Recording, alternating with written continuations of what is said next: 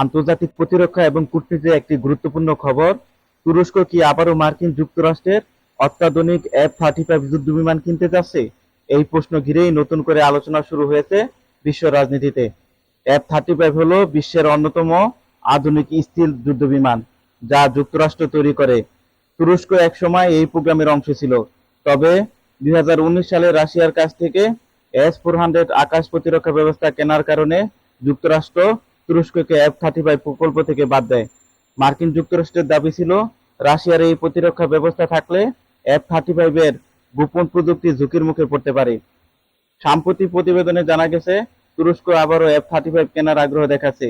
এমনকি এই চুক্তির পথ পরিষ্কার করতে তারা রাশিয়ার S-400 সিস্টেম ফিরিয়ে দেওয়ার বিষয়টি বিবেচনা করছে। এই নিয়ে তুরস্ক ও যুক্তরাষ্ট্রের মধ্যে কূটনৈতিক আলোচনা চলছে বলে জানা গেছে। বিশ্লেষকদের মতে, যদিও তুরস্ক সত্যিই S-400 সিস্টেম সরিয়ে নেয়, তাহলে যুক্তরাষ্ট্রের আপত্তি অনেকটাই কমে যেতে পারে।